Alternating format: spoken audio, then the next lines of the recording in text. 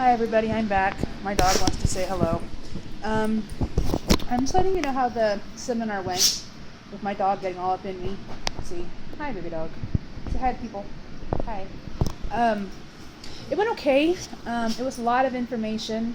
I'm kind of stuck between the bypass now and the gastric sleeve. I'm not sure which is going to be more efficient for me. It was a lot of information, like I said, a lot of drawbacks, a lot of benefit. Each procedure has a certain set of benefits and a certain set of drawbacks. The gastric bypass apparently is the gold standard of bariatric surgery, but there are so many drawbacks and disadvantages and problems.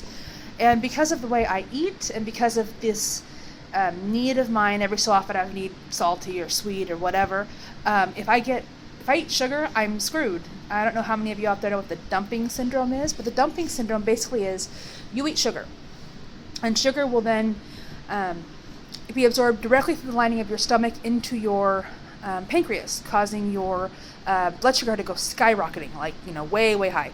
Well, then your body freaks out, makes the pancreas create insulin, and then it drives your blood sugar way down low. So you get trembly, you get palpitations, you get sweats, and then you get sick. Not only do you vomit, but bathroom problems. I already have enough of those as I don't have a gallbladder, and because every so often I can't talk myself out of sweet. It's like a drive. I'm not sure that would be the best thing for me, especially given that because of my arthritis. I mean, I understand that after I lose significant weight, the arthritis will reverse or not be as bad. But for right now, I still take ibuprofen, which I believe is an NSAID. With gastric bypass, you can't take NSAIDs, you can't take steroids, because of how weak the stomach becomes. However, gastric bypass works much quicker and has a higher success rate because you can't cheat because of dumping. With gastric sleeve, you can eat all of the stuff that you ate pretty much before.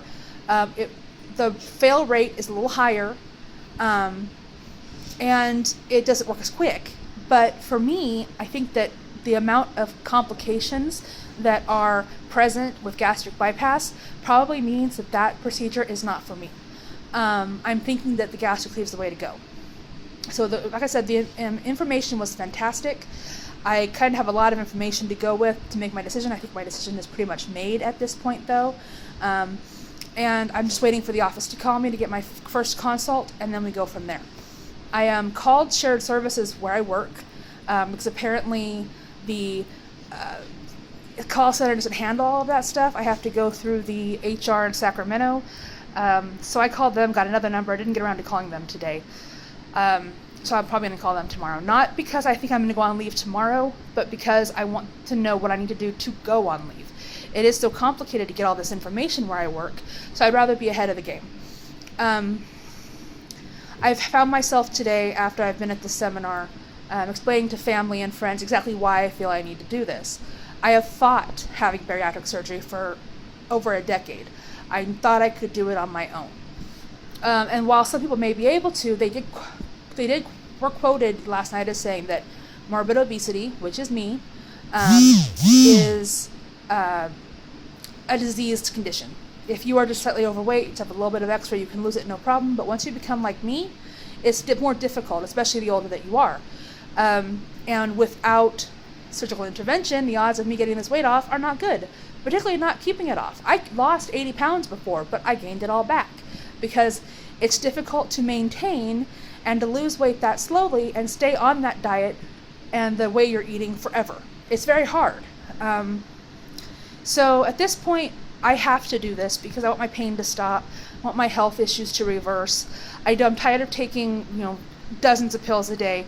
Granted, I'll have to take dozens of pills a day with with vitamins after the surgery, but I'd rather take vitamins than,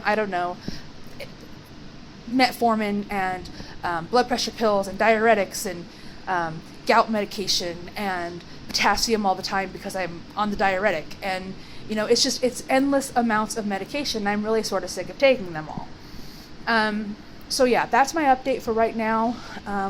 When I hear back from the office to schedule my appointment, I'll get back in touch with you guys. One thing though, I did see my ex there, which was totally bizarre. He was before my ex-husband. He kind of kept me prisoner in my house for like 8 months.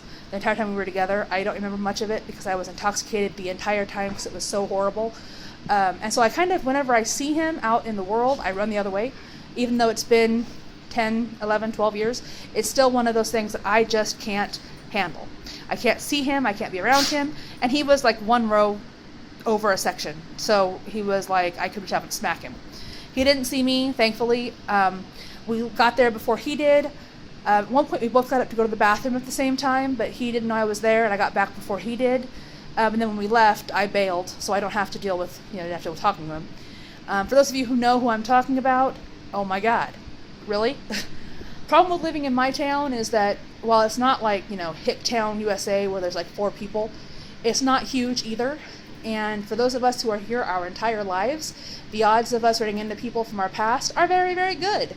And it's unfortunate, but it happens sometimes. So, okay, I'm going to let you go. I will be back in touch when I hear from the doctor.